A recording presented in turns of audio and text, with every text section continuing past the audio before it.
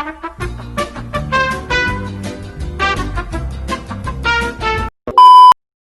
vlog, welcome to my guys. Shout down. Salam sejahtera, salam satu Malaysia, salam satu UiTM di hatiku. Nama diberi adalah Esther Smith Valentina Wilson dan saya merupakan seorang pelajar daripada Fakulti Kejuruteraan Elektrik. Video ini dihasilkan adalah bertujuan untuk menerangkan lebih lanjut tentang analisa kes individu saya bagi subjek IDA 202 yang bertajuk pekerja makan gaji. Okey, seperti yang kita tahu, pekerja makan gaji ini merupakan golongan pekerja yang bekerja di bawah majikan. Majikan ini adalah ketua-ketua dalam syarikat-syarikat ataupun organisasi kerja mereka. Dan seperti yang telah dinyatakan di dalam statistik Jabatan Perangkaan Malaysia sehingga tahun 2019, terdapat 68.5% daripada rakyat Malaysia merupakan pekerja yang makan gaji ataupun lebih dikenali sebagai pekerja buruh. Okay. Di sini sudah tentu mereka sedang menghadapi ataupun mereka pernah ataupun mereka akan menghadapi pelbagai bentuk cabaran sebagai pekerja yang makan gaji. Antara cabaran tersebut adalah yang kita dapat lihat, waktu mereka bekerja adalah tetap, mereka mempunyai cuti yang singkat dan mereka juga mempunyai tempat kerja yang telah ditetapkan. Dan cabaran lagi satu adalah yang dapat kita lihat sekarang ni pada zaman-zaman tahun ini, ya, mereka berisiko tinggi untuk dibuang kerja kerana seperti yang kita lihat setelah pengumuman World Health Organization WHO tentang serangan wabak pandemik COVID-19 terhadap dunia dan terhadap negara kita, ianya menunjukkan dunia kita dan negara kita mengalami kemerosotan ekonomi yang sangat teruk. Sehubungan dengan itu, kita dapat tengok sebagai contoh, mereka-mereka yang bekerja ni dibuang kerja macam syarikat terbesar penerbangan dalam Asia iaitu AirAsia sekitar bulan Jun 2020.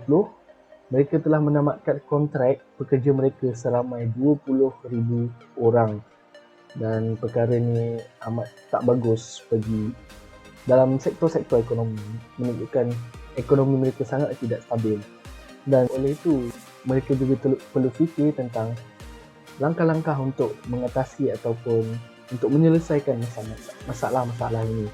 Macam mereka-mereka yang dibuang kerja ni, kita boleh tolong mereka dan mereka juga dapat bantu diri mereka dengan menghasilkan perniagaan mereka sendiri untuk menjana pendapatan. Okay. Seperti yang kita dapat lihat, seorang bekas juruterbang AirAsia yang dapat kita jadikan contoh, ya. Beliau setelah ditamatkan kontrak saja, beliau pergi mencari jalan baru, membuka jalan baru untuk menjana pendapatan beliau. Dan beliau telah membuka sebuah warung burger yang dinamakan Smash Burger. Dan daripada jualan beliau mendapat serba sedikit duit poket beliau sebagai pendapatan beliau untuk diberikan untuk menyara keluarga beliau. Okay. Secara kesimpulannya di sini adalah memang tak dapat kita nak elakkan daripada benda-benda yang berlaku sebab kita pun tak tahu apa yang akan jadi pada masa akan datang. Kita cuma berwaspada. Saya berkatakan macam ni sebab saya berdasarkan pengalaman saya juga pernah menjadi seorang pekerja makan gaji dan saya juga pernah merasakan konsep-konsep mereka yang bekerja sendiri, menjana pendapatan sendiri, dan saya juga pernah bekerja dengan majikan. Seperti itu cabaran-cabaran tersebut yang telah saya hadapi dan ianya membuatkan saya lebih dewasa.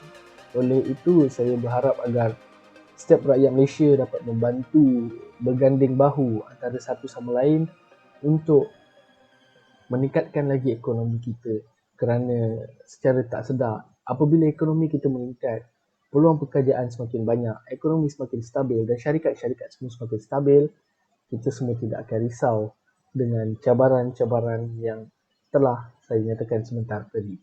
Sekian itu sahaja dalam video saya pada hari ini. Untuk selebihnya saya dapat share dalam saya punya artikel analisa kes individu saya. Para hadirin boleh rujuk analisa kes saya tersebut. Okay, sekian, terima kasih.